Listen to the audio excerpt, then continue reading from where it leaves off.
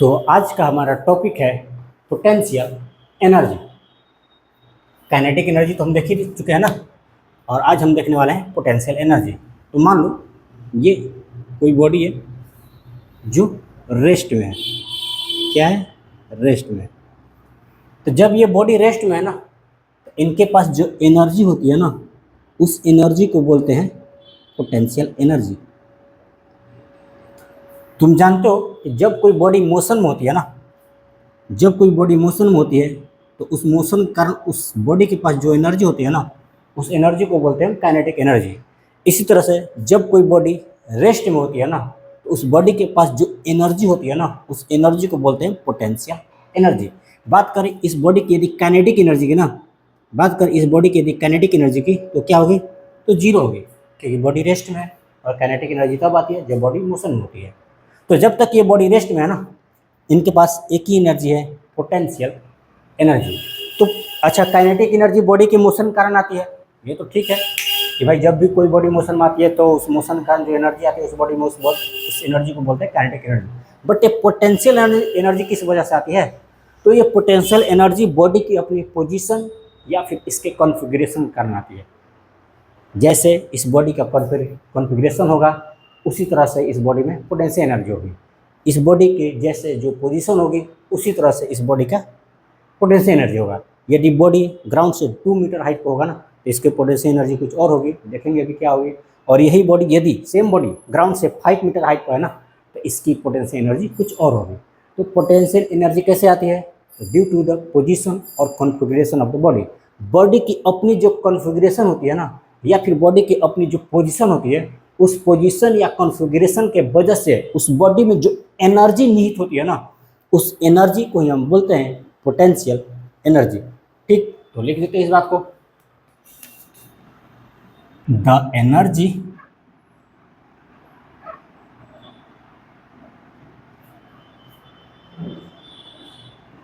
stored in a body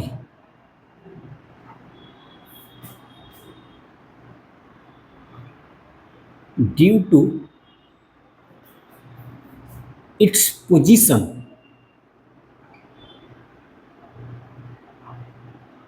और configuration. Configuration मतलब इसकी संरचना। ड्यू टू इट्स पोजीशन और configuration is called potential energy.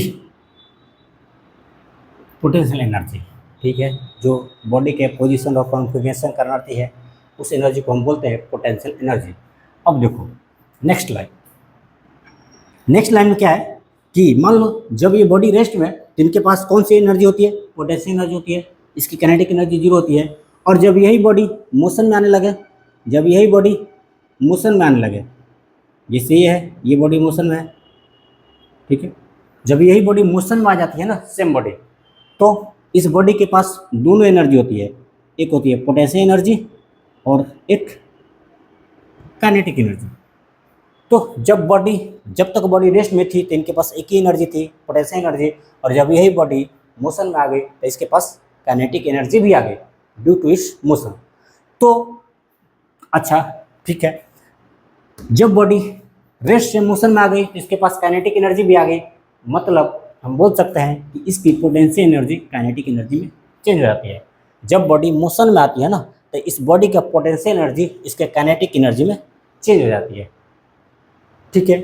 और जब यही बॉडी वापस से रेस्ट में आ जाए ना, वापस से रेस्ट में आ जाए, ये है मोशन और ये रेस्ट, जब यही बॉडी वापस से रेस्ट में आ जाए ना, तो इसकी काइनेटिक एनर्जी पोटेंशियल एनर्जी में चेंज हो जाती है, ठीक है।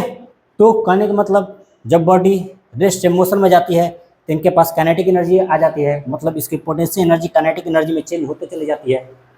और जब यही बॉडी मोशन से रेस्ट में आती है तो इनकी काइनेटिक एनर्जी पोटेंशियल एनर्जी में चेंज हो जाती है, क्योंकि रेस्ट में काइनेटिक एनर्जी तो होता नहीं है, केवल पोटेंशियल एनर्जी होती है। तो जब यही बॉडी मोशन से रेस्ट में आती है ना, तो इनकी काइनेटिक एनर्जी पोटेंशियल एनर्जी में चेंज होती चली जाती है। मतलब kinetic energy can be change due to potential energy या फिर potential energy can be changes into kinetic energy. तो इस लाइन को भी लिख लीजिए, the kinetic energy, the kinetic energy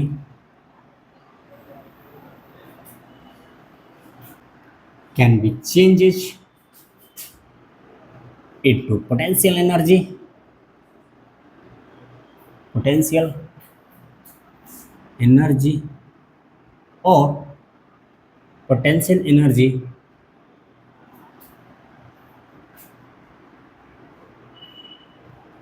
can be changes into, can be changes into the kinetic energy।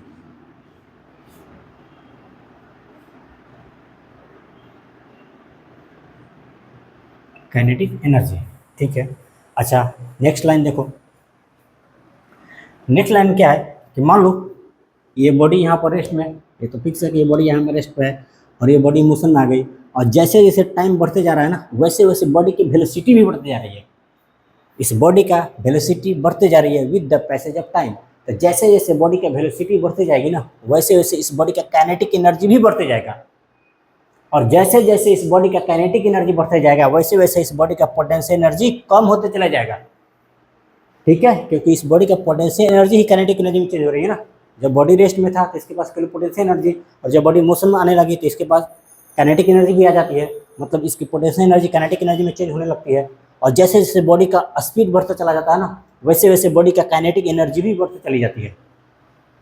मतलब जैसे जैसे बॉडी का काइनेटिक एनर्जी बढ़ते जाएगा, वैसे वैसे बॉडी का पोटेंशियल एनर्जी घटते चला जाएगा, क्योंकि इस बॉडी का पोटेंशियल एनर्जी ही काइनेटिक एनर्जी में चेंज हो रही थी। तो इस लाइन को भी लिख लीजिए, as the kinetic energy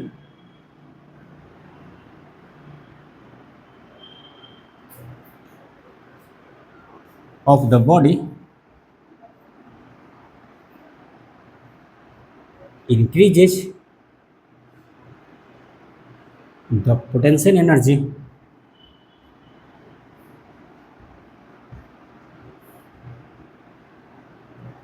of the body decreases, body का पोटेंशियल एनर्जी डिक्रीज करते चले जाती है। कब? जब जैसे जैसे बॉडी का काइनेटिक एनर्जी बढ़ते चली जाती है। अच्छा यदि बात करें, अच्छा ठीक है, एक लाइन एक देख लो कि पोटेंशियल एनर्जी को हम यू से डिनोट करते हैं। कैसे डिनोट करते हैं? यू से। तो the potential energy, potential energy, potential energy is denoted by, denoted by you. किससे डिनोट करते हैं? तो यू से डिनोट करते हैं। ओके, एक पॉइंट नेक्स्ट, यदि मैं बात करूं आपसे what is the SI unit of potential energy, तो आप क्या बोलेंगे बताइए? जूल। ये तो एनर्जी का यूनिट है, मैं तो पोटेंशियल एनर्जी का पूछा हूं ना, तो इसका भी जूल होगा। यस, इसका भी जूल होगा, क्योंकि एनर्जी चाहे कोई भी हो, चाहे वो पोटेंशियल एनर्जी हो, काइनेटिक एनर्जी हो, मैकेनिकल एनर्जी हो, फिर हीट एनर्जी हो, इलेक्ट्रिकल एनर्जी हो, कोई भी एनर्जी हो, उसका एसआई यूनिट हमेशा जूल ही होती है। उसका एसआई यूनिट वही होती है जो एनर्जी का यूनिट होता है। जो एनर्जी का यूनिट होगा वही पोटेंशियल एनर्जी का यूनिट होगा, वही काइनेटिक एनर्जी का यूनिट होगा, वही हीट एनर्जी का यूनिट होगा, वही मैकेनिकल एनर्जी का यूनिट होगा। ठीक है, तो इनका भी एसआई यूनिट वही होगा। क्या होगा? The SI unit of potential energy, the SI unit of potential energy